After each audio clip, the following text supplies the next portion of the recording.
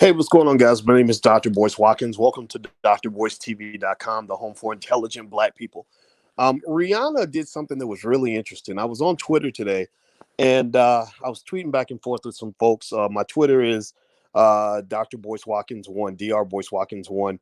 And when I was on Twitter, and I saw that there was a brother that was on there. I don't have his name in front of me, but I think it was Malcolm. I think his name was Malcolm something, and he was pretty pissed off. He was pretty pissed off because he felt that Rihanna had disrespected the image of Martin Luther King, and he said that there's my Twitter, by the way, if you want to follow me on Twitter.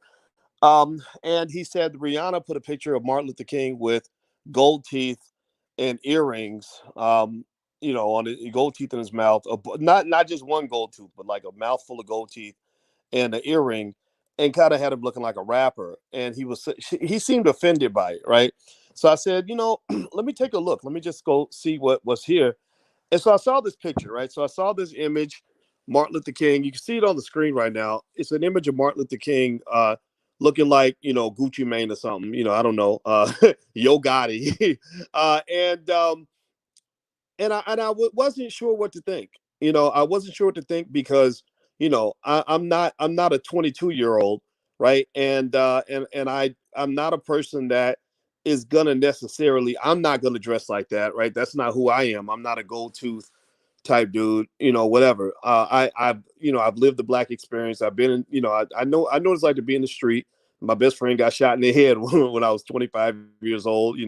We didn't have much to eat when I was growing up. So, this whole like idea that I'm bougie is false because you got to earn the right to eventually become bougie. Even the rappers want to be bougie. I mean, even what's his name? What's the rapper's name? There was Jeezy, young Jeezy. Even when Jeezy got money, he sent his son to college.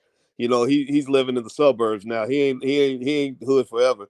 Ti is living in a mansion, I'm sure. So as much as everybody wants to act like it's cool to just sort of stay in a broken spot, most people want to get out of that, right? So this is not a bougie conversation. This is not a educated versus uneducated conversation. Just this is just a conversation about MLK and whether or not MLK was defamed and defaced by this image. This is the question, about how we feel about Dr. King and whether or not anything is sacred. Is there anything that's sacred in our community that doesn't have to be put in the box of being like a rapper, right? And so I put this up, right?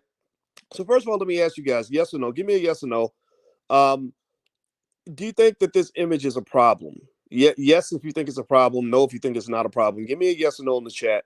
And I want to hear from everybody. I especially want to hear from the young people because I want to hear and understand their perspective. And I read a lot of the comments because I swear to God, when I swear to you, I tell you, I did not know how I felt. I really didn't. I was like, okay, how do I feel about this? There's something that ain't right about it.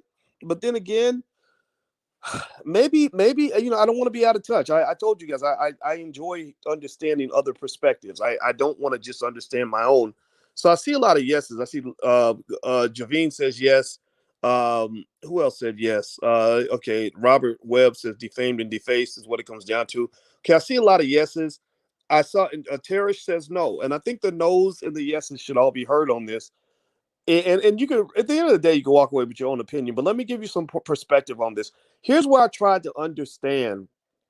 I when I was looking for my own opinion on this, here's what I did. Okay, so in statistics, there's this concept called multivariate analysis, where you basically manipulate the variables. You hold everything else constant, and you change one variable just to see if the conclusion adjusts, if the conclusion evolves, right?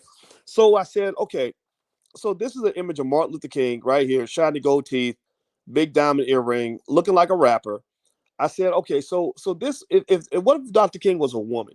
What if this was Harriet Tubman? And what if you took an image of Harriet Tubman and you put her in a Cardi B outfit and had an image of Harriet Tubman twerking? Would that be acceptable? Yes or no? Well, how do you think people would feel? Do you think that people would say, "Oh, that's all cool. That's cool. Harriet's, hip. She's cool. She's popping that wop. Like she's whopping it like Cardi B." Would you feel like Harry that makes Harriet Tubman relatable? Like, do you feel like that's what black people relate to is whopping that ass? Or would you say, "Nah, we ain't gonna do that to Harriet." right? Now, Harriet, if Cardi want to sell WAP for $5 in the Scooby snack, then that's her right. With sexual freedom and all that, fine, whatever. You have the right to be a hoe, but Harriet ain't a hoe, right? Her name's Harriet, not Hoeyet, right? So she's not Harriet Tubman, right? Or Harriet Wapman. She's Harriet Tubman and she's sacred, and we're not going to defame her image by reducing her into the Jezebel stereotype. We're not going to ruin the love and respect that we have for Harriet Tubman by making her look like a random hoe. We're not going to do that. Random hoes have the right to be as random and as hoish as they want to be, but Harriet Tubman is not in that category, and that is not something we will accept. So if it's not okay to make Harriet Tubman look like a random hoe or somebody selling WAP on a Cardi B album, why would it be okay to take Martin Luther King and make him look like a thug, right? This is no disrespect to people that want to have whatever culture they want to have. I got friends that got gold teeth and earrings. I mean, that doesn't make you a bad person. Just means you ain't Martin Luther King, right?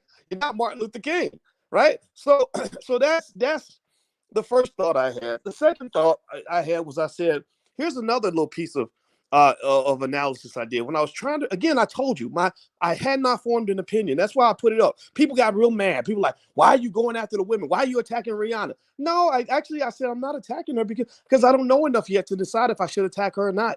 Believe me, if I felt the need to attack her or to deal with her, I would do it. I would absolutely do it. I have no fucking problem telling you what I think at any given moment. You should know this by now. If you've listened to me for more than 2 weeks, you know this.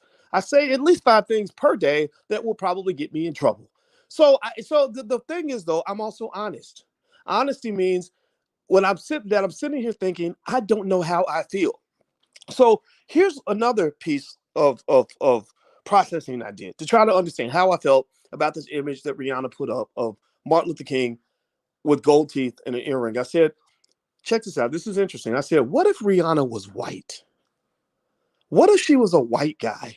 What if it was take some Republican that you hate, like Mitch McConnell, right? Mitch McConnell or just any white guy, any white Republican, right? Or maybe a young white Republican like Donald Trump Jr.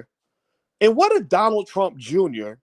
put up an image of Martin Luther King with gold teeth and an earring? Like, how would you feel? Do you think that would be okay? Do you think that the people who are giving Rihanna a pass would give Donald Trump Jr. a pass? Like, is defacing black people okay when black people are doing it? Now, mind you, this is important for my FBA folks. My FBAs and my ADOSs. I'm both. I'm a American descendant of slavery, and I'm a foundational Black American. I'm both of those things. I claim those things. I don't join organizations and all that, but I'm both of those things. You can't deny who you are. Rihanna is not African American. She's not African American, and so do you think that perhaps the fact that she's not FBA or ADOS plays a part in the fact that she feels it's okay, besides the fact she has 100 million Twitter followers, right? 100 in front of 100 million people, they're getting the cosign to say it's okay to look at black people in this way and to take their most sacred heroes and deface them and make them look like stereotype minstrel shows. Do you think that the fact that she's not FBA or ADOS plays a part in her decision to portray a celebrated, sacred African American hero in this particular way? Right. So I'm gonna go ahead and I'm not gonna tell you anybody what to think. I'd love to see you guys debate. You can talk it out. You can come away with your own opinion. But I think that when you make those sort of adjustments and you say, what if it was Harriet Tubman popping pussy, like literally wearing a short skirt, twerking like Cardi B, would you be okay with that image? Because that's the female version of the thug, right? If you listen to songs, a lot of hip hop songs, they'll be like, all my niggas and my bitches, right? So if you're on the male side, you're the thug. If you're on the female side, then you're the Cardi B. You're popping the WAP, right? And so if you did that to a Harriet Tubman, I don't think that we would think that's okay. I think that we would consider that to be somewhat sexist and problematic and racially disturbing. Also, if this were a white guy who posted this image, it would not be okay. Y'all be screaming bloody murder. These were racist Republicans. These racist Republicans. Look at what they did. Look at what they did to Martin Luther King. That's why they racist. That's why they're racist. But then when a Democrat does it or a black person does it, you're like, hey, well, it's okay. Y'all get the coon-splaining. You get Reality is that maybe there should be certain things that you just don't do. Like maybe there should just be certain things that are just not allowed. Like maybe it's like even when you talk about the N word, I know that we got this unwritten rule like, yeah, well, if you black, you can say it and we can rap about it. Have a black man rapping to an audience full of white people, calling himself a nigga, talking about how he want to kill other black people. Like I'm a nigga and I want to kill niggas, right? Like really, like you let a guy go do that. Seriously, this is just really confronting the culture and saying, like, how stupid have we become? You will go let white people pay a black person to go in front of an audience full of white people, because black people can't afford those damn tickets. You know what I'm talking about. Go in front of an audience full of white people and call himself the N word and then say, I want to go kill as many black people as possible. And you don't have no problem with that. You don't have no problem with that. You know why you don't have a problem with that? Because you are a white supremacist. You are worse than the Proud Boys. The Proud Boys ain't got one person that's more racist than some of the people in our own damn community. More white supremacists than they looking at us like, what is wrong with you people? Seriously, like you really support that. Process this. When you go to those hip hop, anybody ever been to like a rap concert? You see how many white people are there, right? And then there'll be some black person on stage who's calling himself a nigga all night long, talking about he want to go kill niggas, and nobody's disturbed by this. Everyone thinks it's okay because you're a white supremacist and because he's getting money, because you think it's okay to sell every single thing, including your soul, for $1 bill. So the white man knows I can control these people as long as I want, as long as I have money. They're going to think it's okay. I can get you to drink and eat poison. I can get you to murder your own people. I can get you to talk about your own people like a dog. I can get you to say stuff that will make a Klansman blush, as long as I'm rolling out that paper at the end of the day, because you're the richest Negro on the block, the other ones will look up to you. The other ones will say, my gosh, I hope I can grow up and call myself a nigga just like my favorite rapper can. I'm just telling you that when you're talking about culture, you got to ask yourself these questions. I'm not here to tell you what to do. I don't do that. That's not a big deal. I mean, and really, truth be told, I don't really, I don't really talk to people that are stupid, that much. I mean, I'm not here for stupid people. I'm here for people that don't want to be stupid anymore. But I think that consciousness, when you talk about the term consciousness for all of us means becoming conscious of the dumb things that we do. We all do things that are dumb. We all do things that are hypocritical. We all do things that are stupid, but we do it because somebody else is doing it, or we do it because that's what we've been taught since birth. And the problem for us as black people is that because your preparations for slavery, again, remember, you probably won't get reparations for slavery, but they've been giving you preparations for slavery since you were a child. So the preparations for slavery that you receive means that you got the $2,000 slave package injected in your butt. Like they injected, like the vaccine, they injected you with the $2,000 slave package on the day you were born. So about 85.4% of everything that you've been led to believe about yourself, everything you've been led to do with your life, everything you've been led to believe is important, is nothing but preparations for slavery, so that you can play your part in being a cog in the wheel of the great engine of American capitalism. And many of you don't know nothing about being free, because you are plugged into the matrix so deeply that you will fight people who try to unplug you. So your addiction to white supremacy is what will cause you to look at an image like this and say, oh man, that image, that's lit. That's lit. Because that's what you think of yourself. They've literally created a coonish caricature kind of minstrel show image. They've marketed it to you so well and so deceptively that you look at that image and you say, that's me. That's me. You're no different from a busboy in the Cotton Club in 1918 who sees some Negro on stage in blackface doing a coon dance. And because he's making money, you're like, that's me. I want to be just like him. So you and the white man got a partnership. Just know that. Y'all got a partnership. You got the exploiter and the exploitee. Somebody's doing the screwing, somebody's getting screwed. It takes two to tango in this game of white supremacy, and some of y'all tangoing like a motherfucker. That's my 2 cents. That's what I believe. That's what I'm seeing here. Those are my thoughts. I'd love to hear your thoughts. Feel free to leave them in the chat. I'm going to bounce one out of here. There's my Twitter. Feel free to follow me on Twitter. Also, you can follow me on Instagram at The Real Boyce Watkins. I'm out of here. Have a good day. I'll talk to you later. Peace.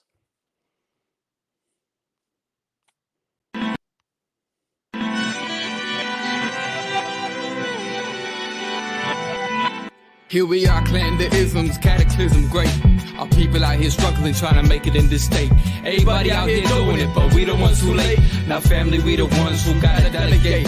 Get that money in the power, never be fake. Stick to cosign for 3. What did he say? Create jobs, support our own. Educate the same and buy back your home. Got 3 degrees, triple 10. 3 PhDs, now we on the CNN. DBTV, let's talk about negligence. Ignorance is bliss, but we can turn it to intelligence. Believe none of what you hear, half of what you see. Let's break it down here on Dr. Boy's TV. Here we are.